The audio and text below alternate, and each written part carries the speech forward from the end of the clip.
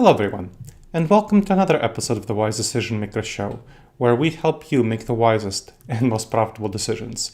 My name is Dr. Gleb Tsipursky. I'm the CEO of Disaster Avoidance Experts, the future of work consultancy that sponsors the Wise Decision Maker Show.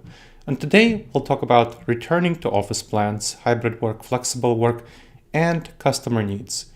There are too many companies that don't prioritize customer needs in thinking about the return to office plans. And this is a serious problem.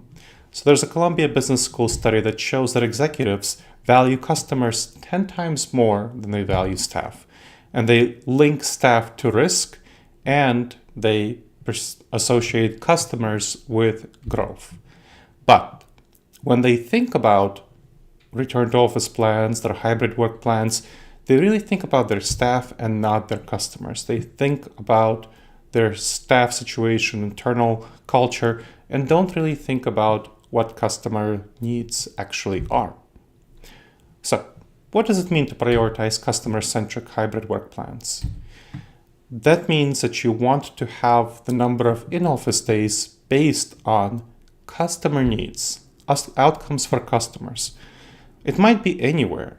It might be 5 days a week in the office, it might be no days a week in the office, or anything in the middle, but the key is that it's going to be prioritizing customer needs. So you want to craft your strategies around the needs of your clients.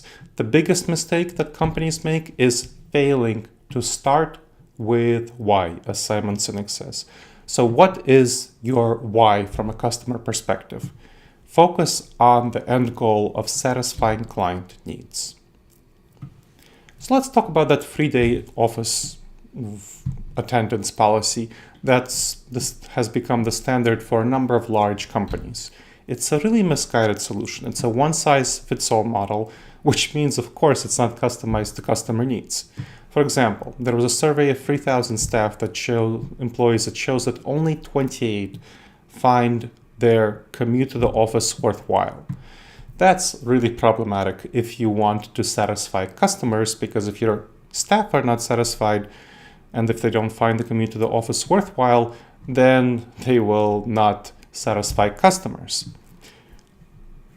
So that's something to really think about. The 3-day in-office schedule emerged after the pandemic that balanced remote work and in-person collaboration, but it's not universally applicable. You really want to customize it and focus on what your client needs are.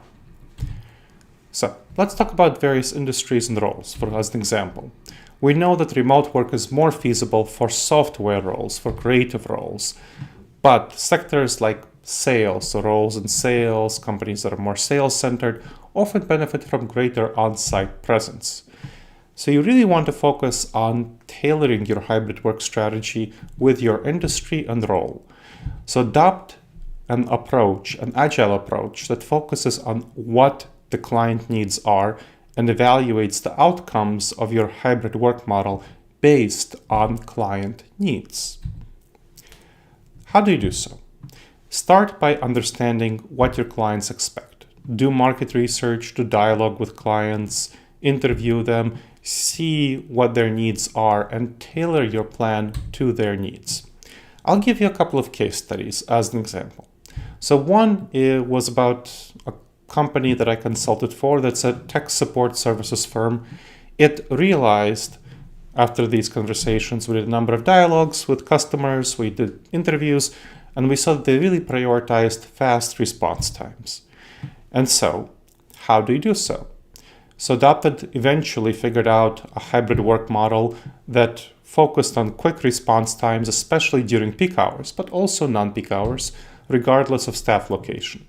And what we found is that remote work allows for support during non-standard hours that might be peak hours elsewhere. So this company, it wasn't only located in North America, it had customers across various time zones. So peak hours for customers were spread out across a variety of time zones. And so in order to provide support for them, the support for customers that were located in time zones different from where customers are located. So you had some staff that are not in the same time zones as customers. And that ended up being non-standard hours for staff to support those customers. Now, how do you do that? Well, remote work is very helpful for doing so because staff are more willing to work non-standard hours if they have flexibility, leading to faster responses for customers located around the world, even if your staff are located, let's say, in North America and you have clients located in Australia, right? That's or China or India. Then you need to support them in different time zones. And if your people are working remotely, they're quite a bit more willing and able to support them effectively across time zones. So staff end up coming to the office 1 day a week for in-person assistance for staff, for people who needed to be in the office and collaborate with each other and provide some customer assistance in office for those customers who are located close by and benefited from that, and just collaborating with each other. And so that was a really good dynamic. And this is backed up by a LinkedIn survey I ran with over 300 responses that found that 80% of respondents worked more non-standard hours remotely because they were able to reduce their commute time. So that was very helpful. So let's talk about a law firm that I worked with. It assumed that clients would want to return to in-person meetings after it was safe after the pandemic. But we carried out a client survey that showed that many clients actually favored video conferencing for most interactions. It was quicker, more convenient, and they didn't have to fly the lawyers in, which was more cost effective. So in-person meetings ended up being reserved for more sensitive or high-stake discussions, and it allowed the law firm's partners, lawyers, and so on to work more effectively, spend more time working from home, not try to go out to meetings, and they were more satisfied. Another one. I'll talk about a company that allowed me to share about what they did. Idina Health Systems, which has a number of hospitals in the Southeast Ohio area. So it faced some hybrid work challenges. It had a number of people working in a hybrid setting, but it specifically found that case management and utilization review teams that worked remotely had some problems in their handoffs and collaboration and patient care. And so hybrid work in this case ended up not being satisfactory for patient needs. So we ended up changing the approach to prioritize patient needs, and we had those specific teams come to the office. So that's another example. The first two examples allowed more flexibility. This example decreased flexibility. And that's all dependent on client needs and priorities. There are a couple of problems that I see come up that block being customer-centric for leaders in approaching return to office and hybrid work plans. One is the status quo bias. It's one of many cognitive biases, which are mental blocks, blind spots that cause us to make bad decisions. They undermine our decision-making in all sorts of areas in work and life, including in hybrid work. So the status quo bias leads to a preference for the current state, whatever it might happen to be.